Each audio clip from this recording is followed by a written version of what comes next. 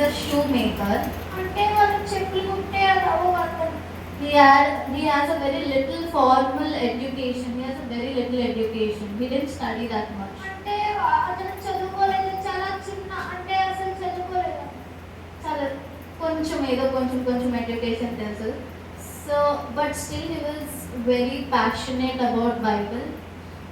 అతనికి చాలా బైబిల్ చదవడం చాలా ఆశ ఉంది. He loved learning and studying Bible. అంటే అతను బైబిల్ చదవడం కానీ బైబిల్ ధ్యానించడం కానీ అతనికి చాలా ఇష్టం. So through reading the Bible, his a passion growed inside him.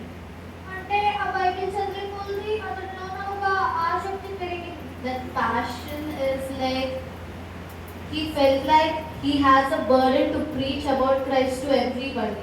అంటే అతనికి అనిపించేది నా పైన ఒక భారం ఉంది, నేను యేసు కోసం అంత అంటే యేసు కోసం చెప్పాలి, సేవ చేయాలన్నమాట. So then he came to India. అప్పుడు అతను ఇండియాకి వచ్చారు. Basically he was born in England. అంటే అతను ఇంగ్లాండ్ లో పుట్టారు. So he came to India as a missionary. అతను ఇండియాకి వచ్చారు ఒక మిషనరీగా. When he came to India, he had faced a lot of problems. ఎప్పుడైతే అతను ఇండియాకి వచ్చారో అతను చాలా ప్రాబ్లమ్స్ ఫేస్ చేశారు. భారతదేశానికి కానీ ఇండియా అంటే అర్థమవుతుంది ఆంటీకి. భారతదేశానికి వచ్చారని చెప్పండి. The problems included poverty. Poverty is like దరిద్రత. ప్రాబ్లం ఏంటంటే చాలా పేదరికంలో ఉండేవారు. he got sickness. అతనికి చాలా బలహీనతగా ఉన్నాయి. And there were many oppositions too. అంటే చాలా వ్యతిరేకాలు ఉండేవి. Oppositions కూడా ఉండేవి. అంటే చాలా వ్యతిరేకతగా ఉండేవారు. Okay, so though he had those many challenging problems, చాలా అంటే చాలా పెద్ద సమస్యలు అలా ఉండేవి. but still he never looked back.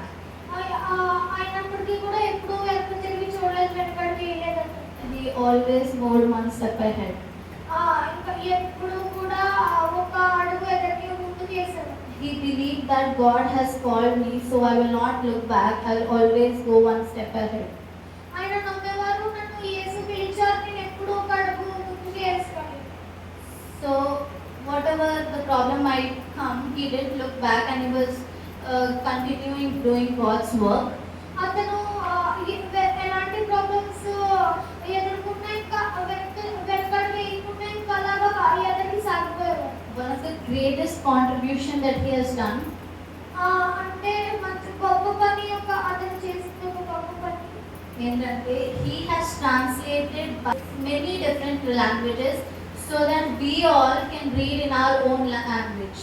అతను బైబిల్స్ ని వేరే భాషల్లో ట్రాన్స్లేట్ చేశారు. వేరే మనం చదవగలగడానికి వేరే భాషల్లో బైబిల్ రాశారు. మన ఓన్ లాంగ్వేజ్ లో ఇప్పుడు మన ఓన్ మదర్ టంగ్ లో మనం చదవగలుగుతున్నాం అంటే ఆయన అప్పుడు చాలా డిఫరెంట్ లాంగ్వేజెస్ లో ట్రాన్స్లేట్ చేశారన్నమాట.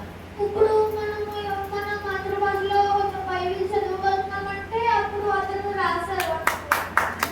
Very good. మాతృభాష. Okay. So and he also established many schools. అతను చాలా స్కూల్ని నిర్మించారు. He wanted to have all the children to have a good education, so he established schools.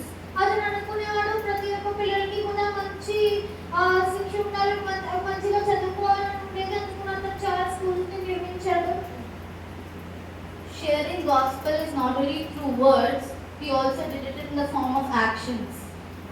వాక్యం తోనే కాకుండా క్రియారూపంగా చూపించారు. కేవలం మాటలతోనే కాకుండా ఒక క్రియల రూపంలో కూడా చూపించారు. So the thing what I wanted to say from this person is, నేను ఏ విషయం అయితే చెప్పాలనుకున్నానో ఈ వ్యక్తి గురించి, basically is not from this country, from our country. అంటే ఆ వ్యక్తి మన ఈ భారతదేశం నుంచి కాదు. He came from another different country. He don't know the people, he don't know the culture, he don't know what language, but still he came from a different country to another country. అతనికి ఇక్కడున్న భాష రాదు, ఇక్కడ అంటే ఇక్కడ cultures కంటే ఏమీ తెలియదు, కానీ అయినా అతను ఇక్కడికి వచ్చాడు. But we live in our country only, right? మన దేశంలోనే ఉంటున్నాం కదా, వేరే దేశానికి కూడా మనం వెళ్ళట్లేదు కదా. ఆయన వేరే దేశం నుంచి వచ్చి కూడా ఆయన దేవుని సువార్త ఆయన ప్రకటించాలి అని ఆయన ఎంతో ఆసక్తిగా ఉండేవారు. ఎన్ని ప్రాబ్లమ్స్ వచ్చినా సరే వెనక్కి చూడలేదు కదా. అంటే వేరే దేశంలో ఉండాలంటేనే ఫస్ట్ ఆఫ్ ఆల్ కష్టం. ఏం తెలియనప్పుడు పక్కన ఎవరు తెలీదు, కొన్ని ఫ్యామిలీస్ ఎవరు లేరు, అలాంటిది ఆయన వచ్చి ఎన్ని ప్రాబ్లమ్స్ వచ్చినా సరే అలా ఫేస్ చేస్తూ no matter what the circumstances and face చేస్తూ వెళ్తూ ఉన్నారు కదా. మనకి ఇప్పుడు అంత ప్రాబ్లమ్స్ ఏమన్నా ఉన్నాయా చెప్పండి? మన ఫ్యామిలీస్లోనే మనం ఉన్నాం, మన ఇంట్లోనే మనం ఉంటున్నాం, మన కంట్రీలోనే మనం ఉంటున్నాం. బట్ స్టిల్ ఆయన వేరే దేశం నుంచి వచ్చి దేవుని కోసం నేను చెప్పాలి, ఆయన సువార్త నేను ప్రకటించాలి అనే ఆసక్తి ఏదైతే ఉన్నదో మనకు కూడా అలాంటి ఆసక్తి ఉండాలి. ఎక్కడికో వెళ్ళి చెప్పాల్సిన అవసరం లేదు. మన స్కూల్స్లో, మన కాలేజెస్, మన ఫ్రెండ్స్, మన రిలేటివ్స్, ఇంకా మన రిలేటివ్స్ కూడా ఉంటారు కదా, ఇంకా క్రిస్టియన్స్ కాకుండా దేవుడు నాకు మా నాన్నమే ఉన్నారు, ఓకే, అలా రిలేటివ్స్ ఉంటారు కదా. సో ఇక్కడకు ఒకవేళ వెళ్ళి చెప్తే చెప్పండి, కానీ ఇక్కడ ఉన్నా సరే మనం ఆయన నుంచి ఏం నేర్చుకోవాలంటే ఆయన ఎక్కడి నుంచో వచ్చి ఆ ఆసక్తి అనేది పోకుండా ఎన్ని ప్రాబ్లమ్స్ వచ్చినా ఆయన దేవుని కోసం నేను చెప్పాలి అని అట్లా ఆ ఆసక్తిని ఆ ప్యాషన్ని కోల్పోకుండా అట్లా ఉన్నారు కదా. మనం కూడా ఆయనలాగా ప్యాషన్ని కోల్పోకుండా మనం కూడా దేవుని కోసం ఎప్పుడు నిలబడుతూ ఆయన కోసం ప్రకటిస్తూ ఆయన కోసం జీవించాలి.